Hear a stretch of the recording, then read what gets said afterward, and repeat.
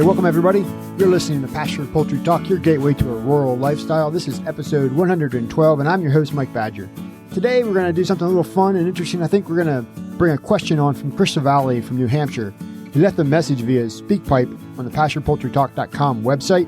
Just go there, hit the contact page, and you'll get this little nice widget that lets you do a recording. You only get about a minute or two, so plan ahead. But if you have a question, head over there, leave me a voicemail, give it a whirl, see what you think. Anyway, Chris wants to know about an all-in, all-out rotation strategy for laying flocks that do not compromise production. We'll get to Chris's question. And actually, to help me answer that question, I'm going to draw on some friends, Dave and Ginger Shields from Pasture Life Farm. And I got a response from Mark Harrison at White Oak Pastures to give me some insights about how to do this at scale. This is a question I get in different forms frequently because of the ready-to-lay pullets that I sell.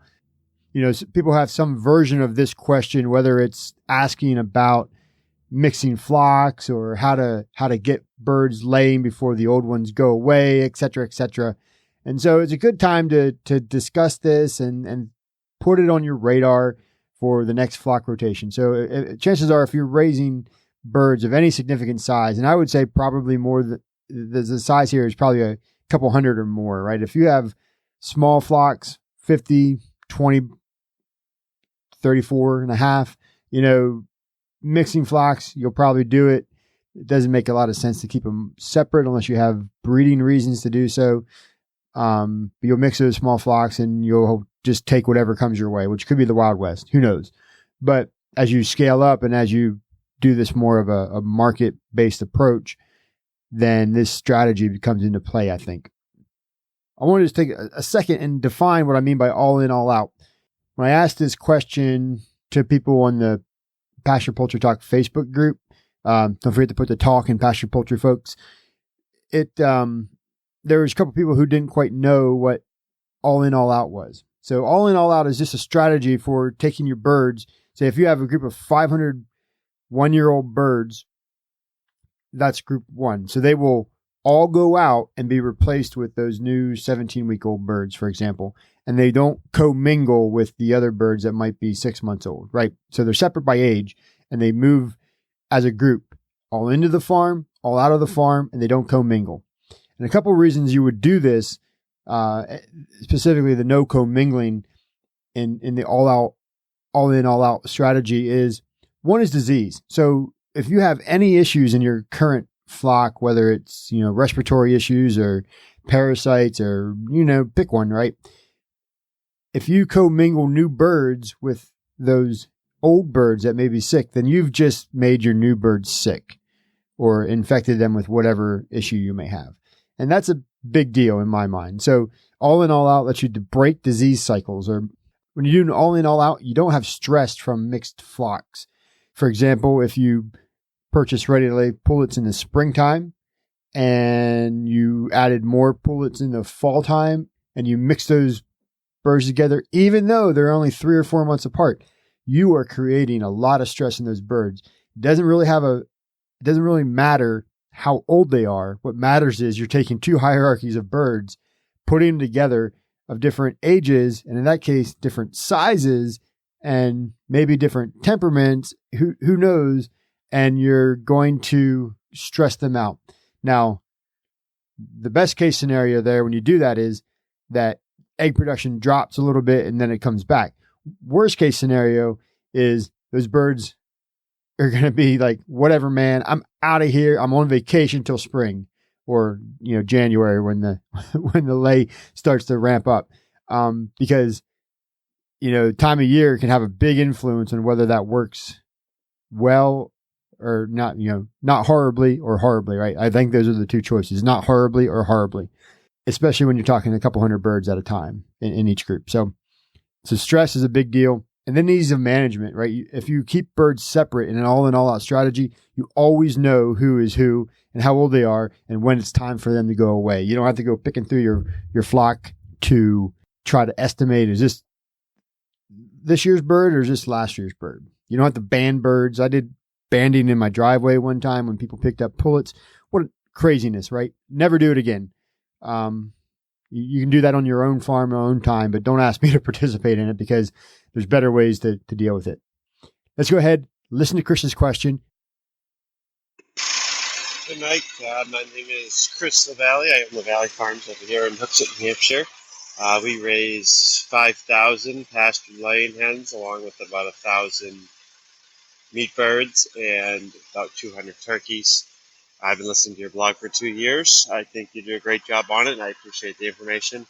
I would request maybe a little more information on all in, all out laying hens that's sustainable. I mean, if I bring in 5,000 birds, I'd love to, and I'd love to get them out and 5,000 new ones, but to do that, I would lose production for at least a month or likely 2. I can't sustain my accounts that way. And to have double the infrastructure for a 2-month overlap, that doesn't seem cost effective. So I run a 2-year cycle, and I run every 6 months I get a new batch of 1,500 in, and the old 1,500 go out. That seems to be the best way I can do it, but I'd be interested to see if there is someone that's got a system in there for all in, all out without losing that, down production time. Fairly reasonable question. Many of you probably have a similar question, a similar scenario. And I want to point out that I did talk with Chris. I called him up on the phone and said, "Hey, Chris, I'm going to use your voicemail on my podcast. We're going to talk about it. Is that okay?" He said, "Yepers." And we talked a little bit about what he has going on. And just to add some context to Chris's question is he is currently rotating 2 groups. So he's bringing birds in beginning of the year, end of the year, spring, fall timeframe, right?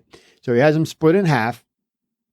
And essentially he's running Quonset huts with premier fencing.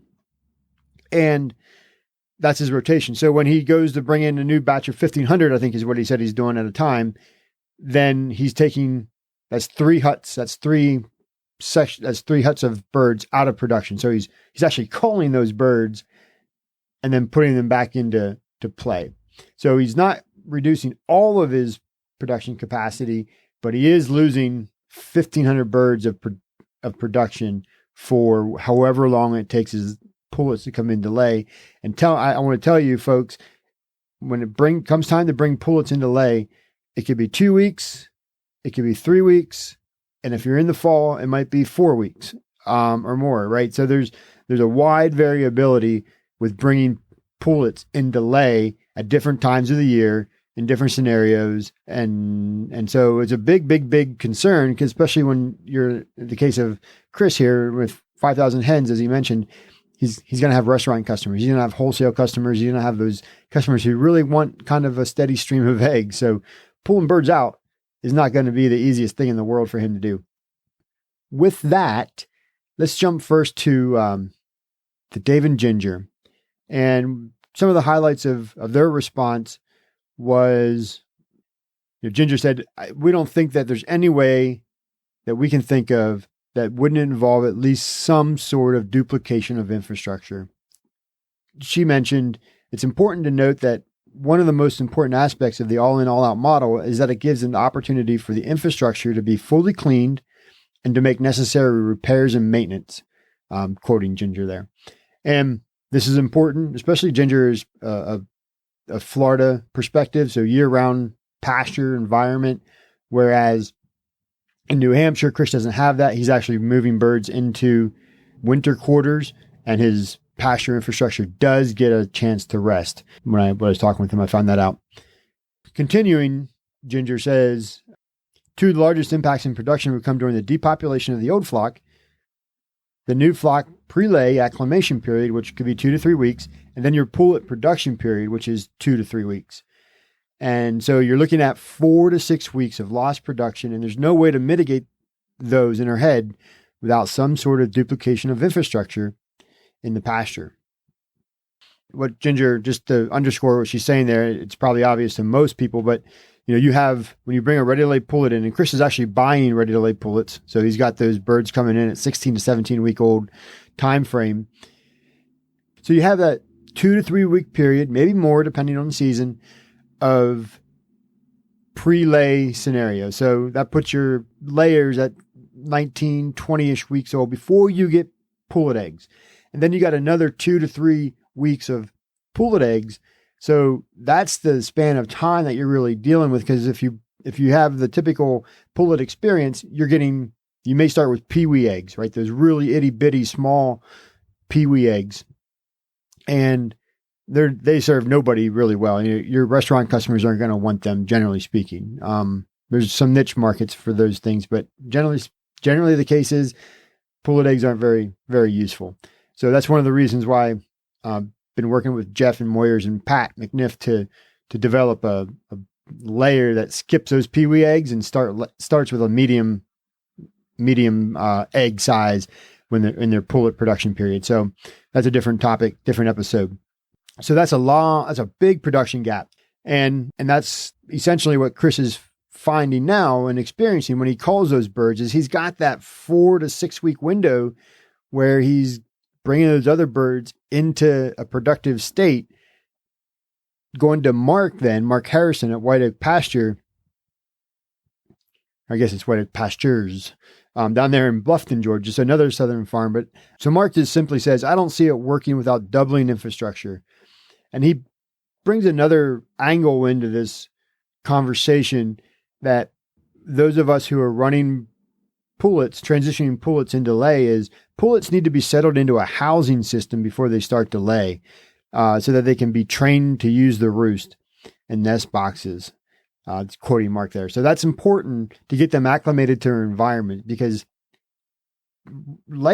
pullets are one of those, it's just crazy. They're stress monsters, right? They don't do and handle stress very well, generally speaking. So they like to have a routine. They like to know where they're at. They like to be acclimated before they're going to start laying. So the risk there is have them in a temporary setting and then have them start to lay in a temporary setting and then transition them to your pasture housing could actually slow down or stop the lay for a period of a couple of days or a week or some other time period.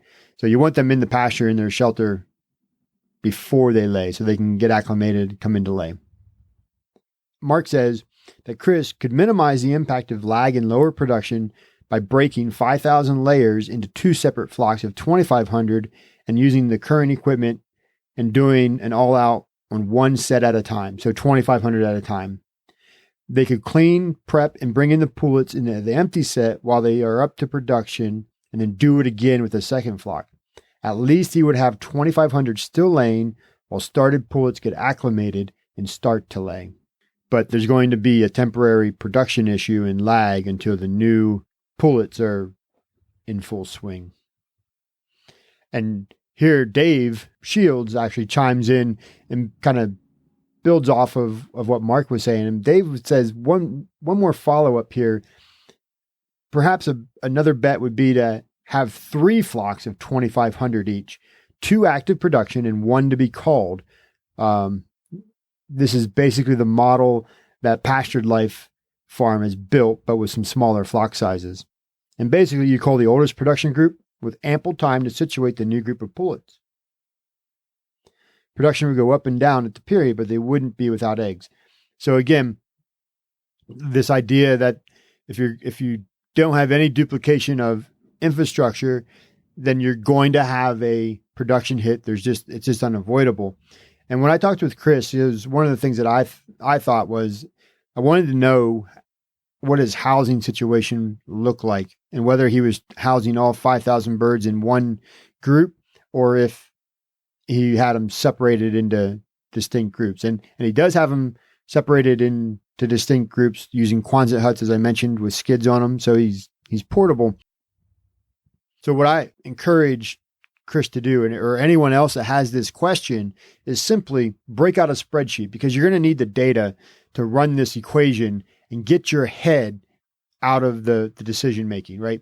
Your head is going to trick you a lot of times in this scenario. So I do know that Chris is under strain from not being able to serve all of his orders for his restaurants, right? Because he cut a flock out and called them because he's doing 1,500 bird rotations in his group.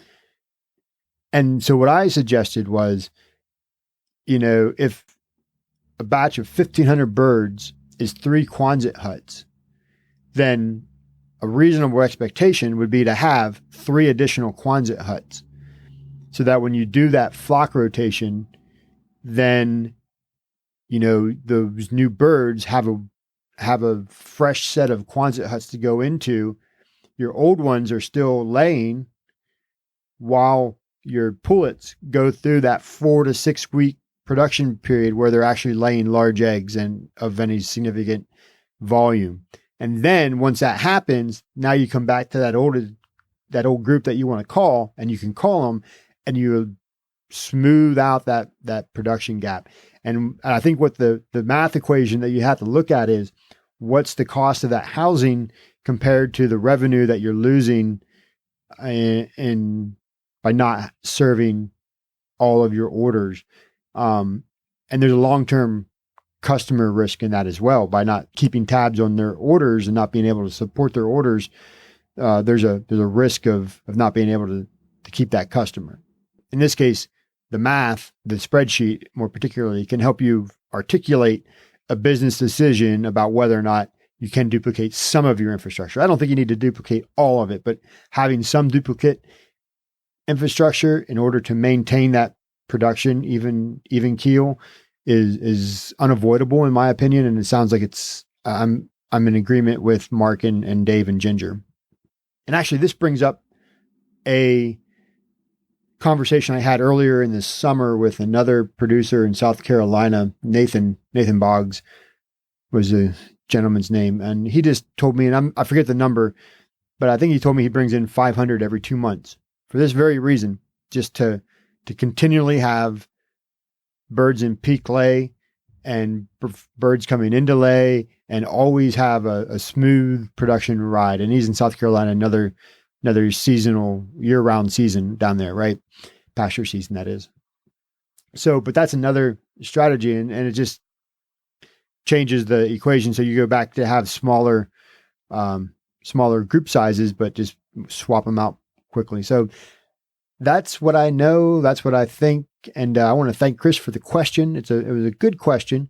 And thank Mark Harrison and Dave and Ginger Shields for chiming in with some answers of their own, some perspectives. I think we're all getting the same sense of direction here.